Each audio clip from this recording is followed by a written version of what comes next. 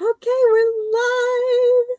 Hello, everybody. Welcome back to the channel. And Day, welcome back. Day has been with me on the channel before in a panel setting, but first time coming on for a one-to-one live chat. And I'm so nervous. I feel like my heart's going to beat out of my chest because you were like, when I started this journey 2 years ago, I remember seeing your works and being like, that could be me one day. Wow. And just so you've been one of my inspirations since I first started That's great. writing. That's like incredible to hear. Thank you. Oh, so thank you for joining us. For those who don't know, Day is the author of many incredible fantasy books herself. Day, why don't you tell the people who don't know you a little bit about yourself and what you write? I'm Brazilian, first of all, in case you're wondering why do I have an accent? I live in Canada. I've written three fantasy series now. I have one sci-fi standalone, and I don't know. Let's see what I do next. I don't know. Yeah, yeah. Your English is great, by the way. Don't worry about your accent. All good. Luna's. Hi, Luna. If you're watching live and you have questions for Day, feel free to drop them in the comments and I can pull them up on the screen as we go through. And if you're watching the replay, you can leave them in the comments section and I'll make sure that those get over to her. But Day, what got you into writing fantasy? I've always imagined stories since I was a kid. I think that's everybody's stories, right? Every writer is going to say, since I started, since before I could write, I would imagine stories. So, and this was something but I used to think that this was something that I would do later in my life. I should, like first make money, make a career, and then I could dedicate to it. And then I was at a certain age and I realized, I've been not writing for so long and I'm still not rich. Hmm. So Hmm. maybe I should start writing. Not that I'm going to make money with it, but, like, why wait? The idea of waiting. And then I really took it very seriously. I studied creative writing, I studied literature. It didn't help at all, but I didn't know. And then I started indie publishing, and that's when things started to really get better. And that's when I started learning, just from putting my work out there and interacting with readers, with other authors like you. So it's been, I think I've been publishing since 2018 or 2019, and which is like, it's been a while, not still, but it's okay. Yeah. So coming up on 5-year anniversary. Oh my god. We need a party. Ah, that's a huge milestone. I mean, I feel like when I got into this industry, there were so many people that were jumping on and publishing because it was post COVID. And there was just fantasy books by all these amazing authors. And then as work came back to being more normal, a lot of authors have fallen out from that circle, and making it past the 1 or 2 year mark is a huge accomplishment.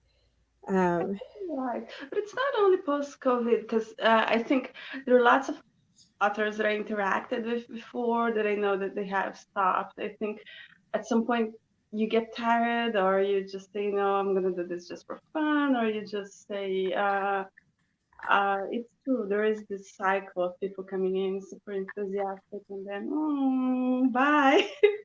Which mhm. it's, I guess it's how it is. It's how it is. Yeah. Yeah.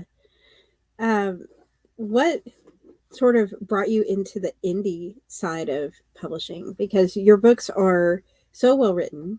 Um, it just blows me away. I think there's this concept of, I say this as an indie author for people watching, by the way. There's this concept of fantasy like yours would do so well in the traditional publishing scene.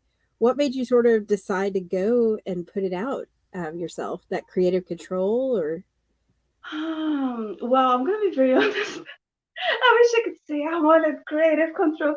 When wrote my first novel, I did query it, and I got Mhm. nothing. I didn't query that much. I'm gonna be honest, but I just felt that it wasn't doing. I think if you want to query, you have to research a lot, know what's selling, know what kind of books agents are getting, and I think that's something I definitely didn't do for India as well, right? No, what Mhm. are readers excited about? It's not that you're going to copy other books, but you understand who you're writing for.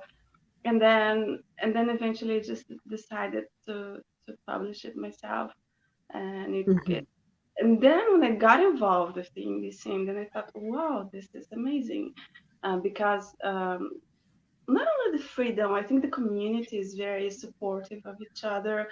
We work together. Mm. We like it's it's an army of authors, and it's almost like, oh, I'm an author, and we're gonna be like, I don't know, there's this sisterhood, brotherhood that I feel with other indie authors that I feel it's really great. I think I guess with Trad it has that as well, but I don't feel that they hold each other's hand as much because we need to do that. But it's something that I find that it's really great.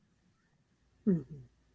Yes. And I think your love for the community really pours through, not in just the books, but the way you lift other indie authors up as well.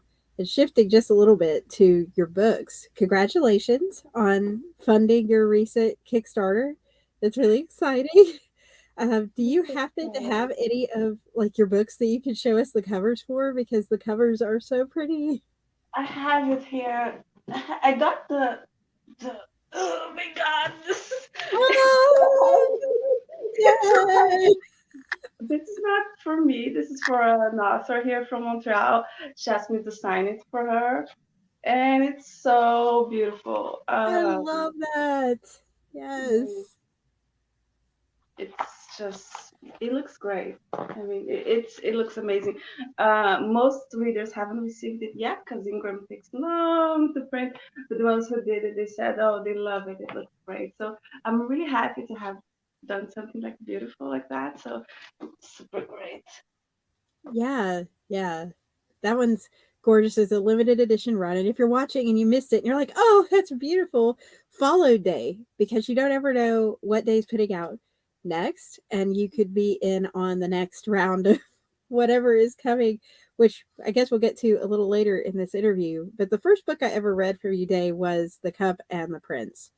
And Zora is a very interesting story for those who haven't heard of the story. It basically follows sort of like a selection meets revenge meets fairy tale, like Prince inspiration, all in like one big thing.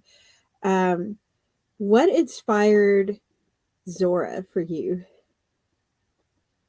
I wanted to write female main characters who wasn't nice, but she's nice in a way. But who just really does things that she clearly knows that are immoral. She has a moral compass, and she's like, I'm gonna go south. And I guess being angry is something that sometimes, we don't give um, female characters the right to be angry and to be Mm, Patty. I love mm, her.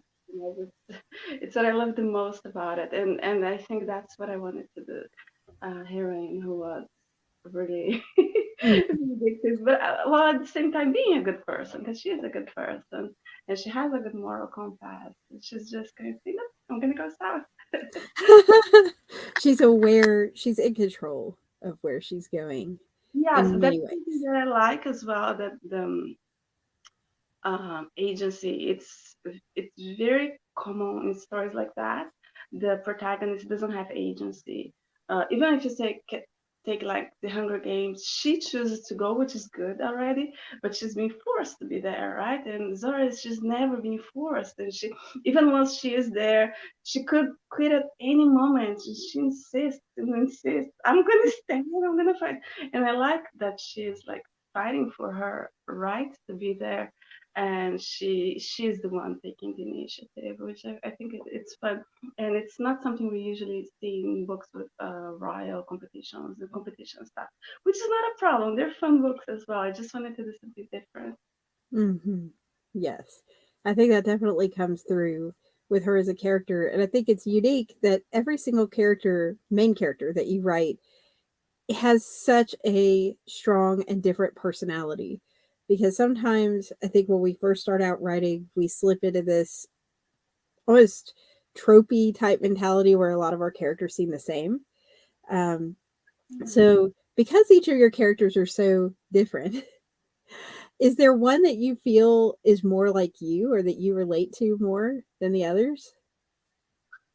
Um, it's funny. Usually, I write them so that they're different from me, and then I find pieces of them that I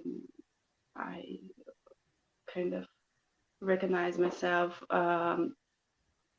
Usually, I tend to identify better with the male characters. I find Mm. pieces of me in them. So, Mm. which is I don't know how to explain it. Well, I mean, it's interesting.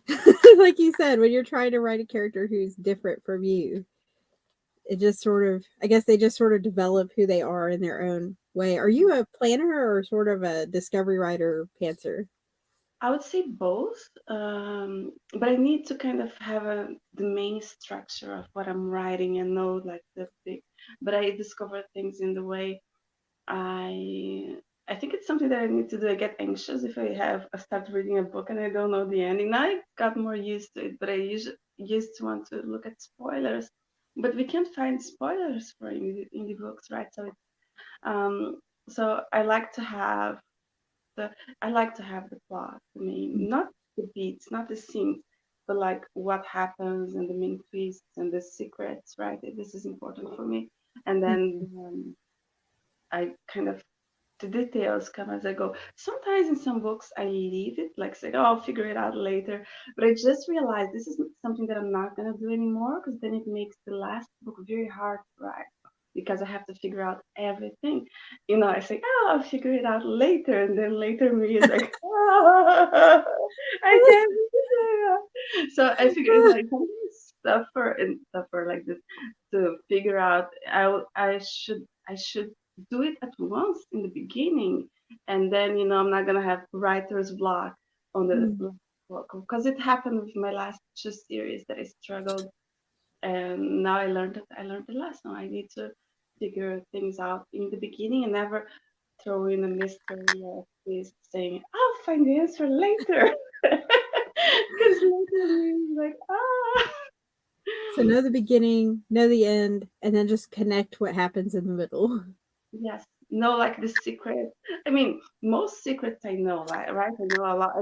I think that's something that I don't know how fencers. Well, I guess they just figure out later. I don't know how they do with mystery, but I guess they set up a mystery and say, we'll all figure out at the same time, which Yeah, can. yeah. Yeah, I'm a pantser, and usually my story idea comes from the middle of the book. It'll be like, oh, here's this like big conflict scene or something, and then I'll be like, okay, how did they get there, and how does it end up? And then it often ends up being nothing like what I thought it was going to be. That's so much fun. Yeah. One thing that sometimes I do is I imagine parts of conversations, I even take notes. And then when I write the scene, they don't say those things. It's like, when you plan to say something and you go there and you don't say it. It's like, what have I done? Tell the characters get back in line. Yeah.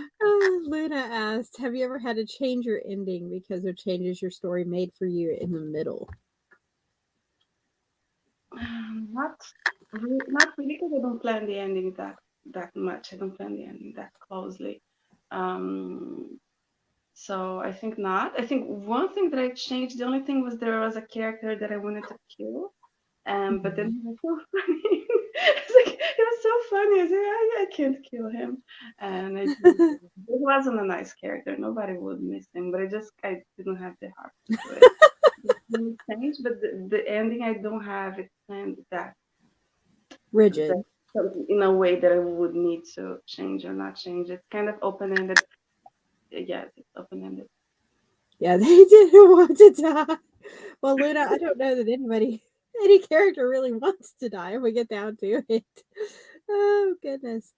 Um, so you've had so much going on in your writing world recently. There's the Kickstarter, there's been all these releases. What is coming next for you now that the Kickstarter is sort of under your belt? I'm taking a break.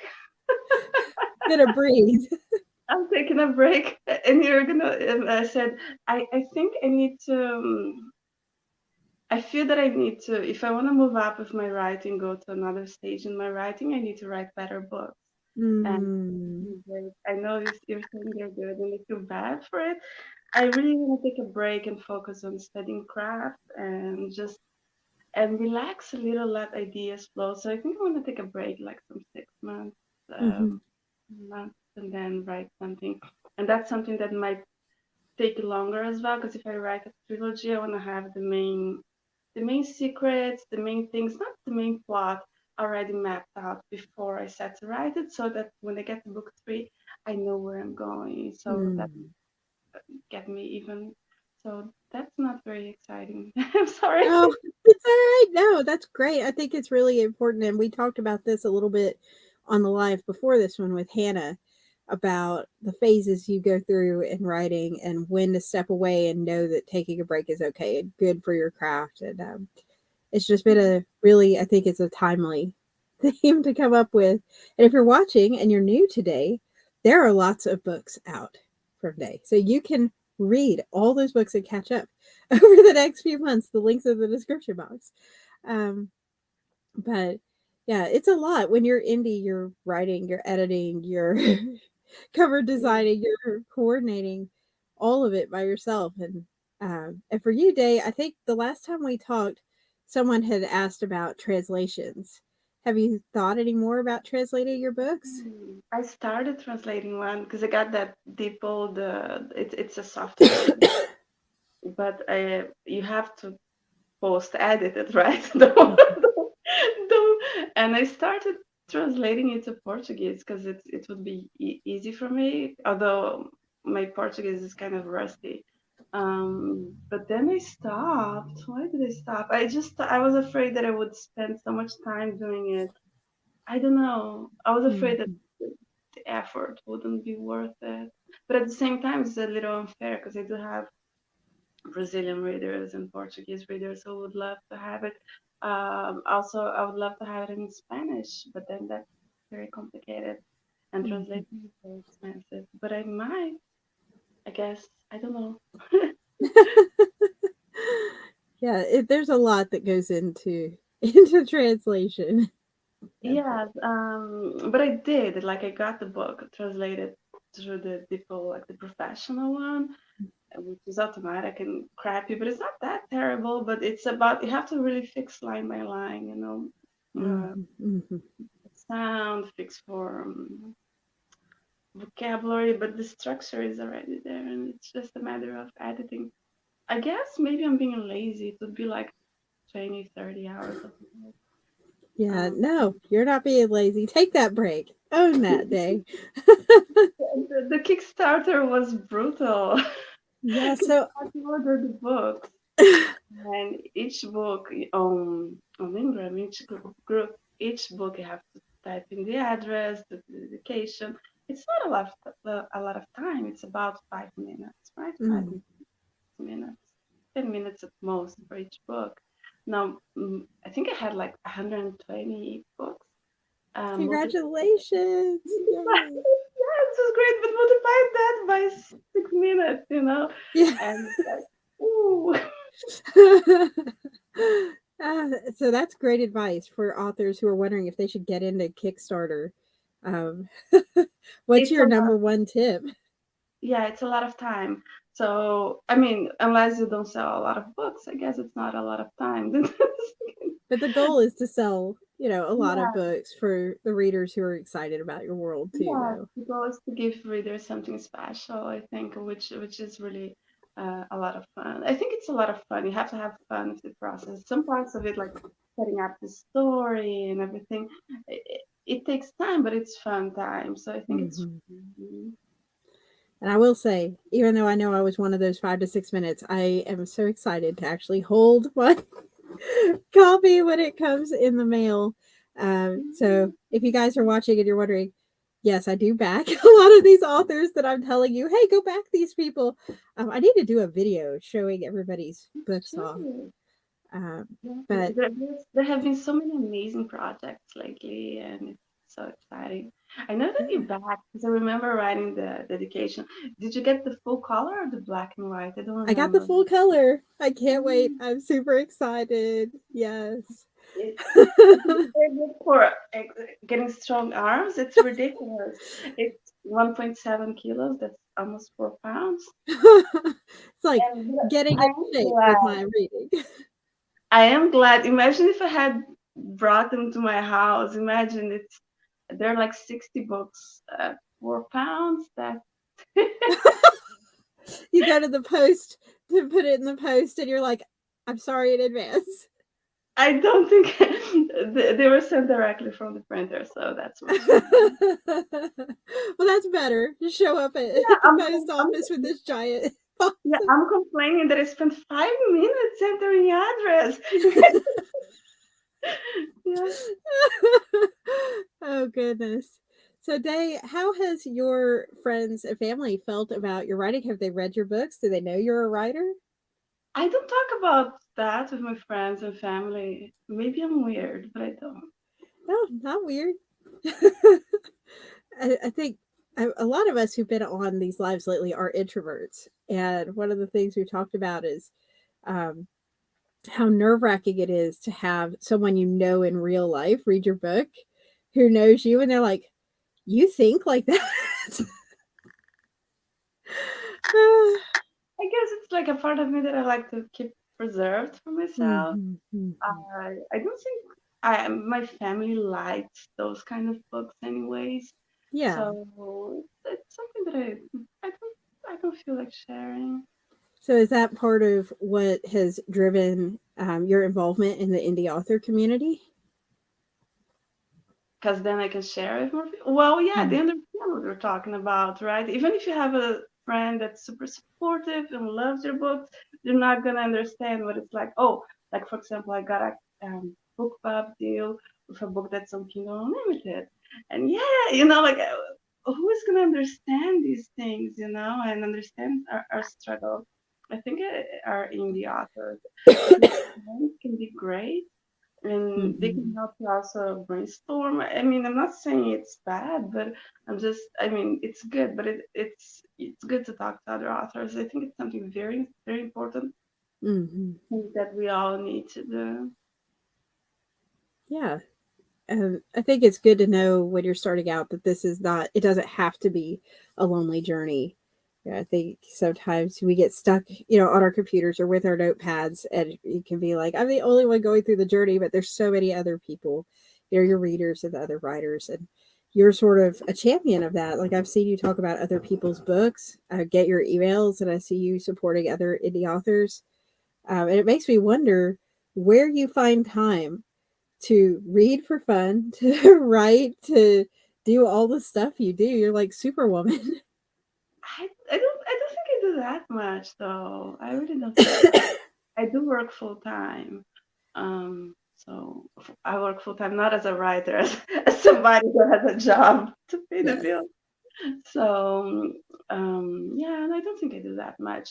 For writing, I try to sprint like early in the morning when I am writing. That's how I get the time to do that. Hmm. Hmm. Yes.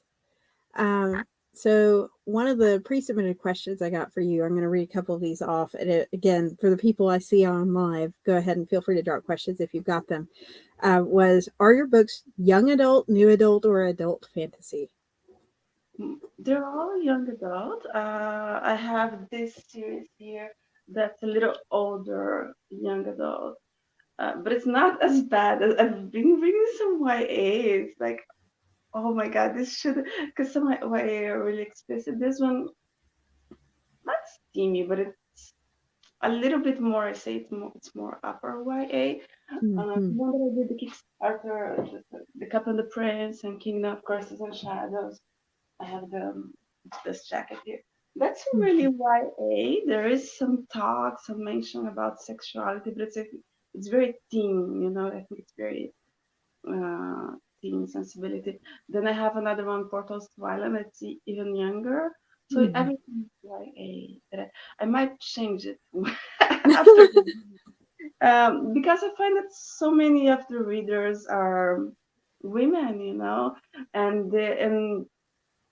the other day I was seeing somebody saying, oh, they're talking about the Cruel Prince and an actor to play him, and somebody said, oh, this actor is too young. We need somebody for us older women. Like, he's a teenager. Why do you want like a man? Like why does it? But like, and maybe I'm wrong because I see them as these kids are being cute together. I don't want to read a book to, but if people read books in that way, and if people want to like more like this book boyfriend or whatever, I think it's easier to not write YA. I'm not Mhm. blaming. I'm not criticizing people who want to.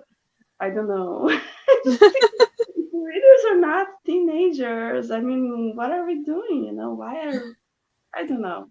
Yeah, So I'm one of those people that's guilty of reading a whole lot of YA, but I think it's because the I love it. themes that you see in young adult can be challenging no matter what age you are. And I was going to say that actually your books are one of those book or some of those books that have the morals and themes behind them that really anybody could enjoy and find themselves experiencing. If you haven't gone through it yet, there's a high chance not the situation, but the actual growth that that character goes through is something that just is very human. And yeah, I think once you get into the older, like new adult or adult fiction, sometimes we pinpoint one specific situation and we lose the grander scheme things that make us all human. Not all the time, just some of the Yeah, time. books are pretty good. I'm not criticizing. I love young adult. I think that idea of coming of age, discovery, and everything is so fresh and new, and it's And such exciting, yeah. important for things in life, even for us, because we're always growing and becoming somebody. And it's I think I can really relate to that.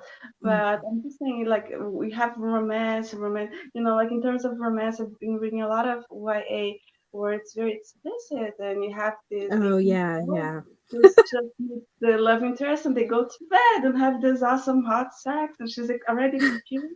Because by some reason she had been having like sex for no reason with a neighbor. Like, where did who does that in real life? I'm sorry, I don't know anybody.